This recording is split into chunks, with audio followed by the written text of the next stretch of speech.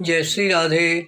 आनंद आशुलिपि पत्र का अंक 4, प्रतिलेखन संख्या 22, गति 120 शब्द प्रति मिनट। प्रारंभ करें। महोदय, हजारों वर्षों से चले आए इस समाज में विभिन्न संस्कृतियों का मेल है। संस्कृति को एकता के धागे में पिरोए रखने का काम हिंदी भाषा करती है।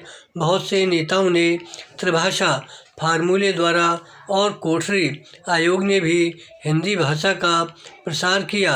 इसी तरह के प्रयास जारी रखने के लिए नेताओं का योगदान महत्वपूर्ण है। हिंदी के विकास में राजनीति न आए तो देश के किसी भी प्रांत से हिंदी भाषा का विरोध होना असंभव है।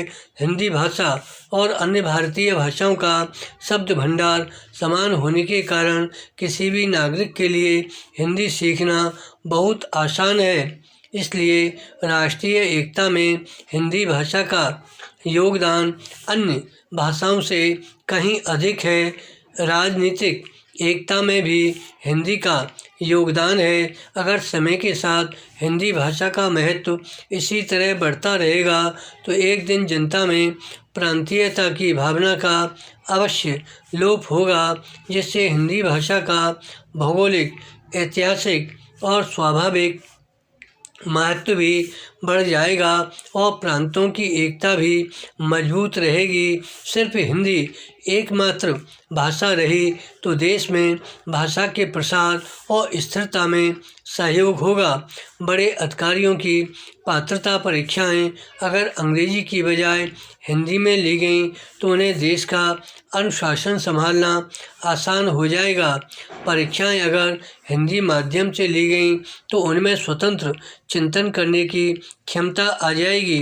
अगर इसी तरह हिंदी भाषा का उज्जवल रूप बढ़ता रहेगा तो एक दिन अपना यह भारत शुद्ध हृदय से हिंदी का देश हिंदुस्तान कहलाएगा। विराम। पैरा। भारत देश का यह सौभाग्य रहा है कि विदेशी शासन के अंधकार युग में उस मोहनदास करमचंद गांधी जैसे तपस्वी नेता कर्णधार के रूप में प्राप्त हुए। जीवन का कोई ऐसा क्षेत्र, समाज का कोई ऐसा अंग और देश की कोई ऐसी समस्या नहीं थी जिसका अध्ययन इस महात्मा ने न किया हो। भारत की राष्ट्रभाषा के संबंध में राष्ट्रीय स्वाभिमान के साथ वह एक रूप हो गए थे। गांधी जी ने अपने महत्वपूर्ण कार्यों में हिंदी की सेवा और उसके प्रचार प्रसार को भी अपनाया।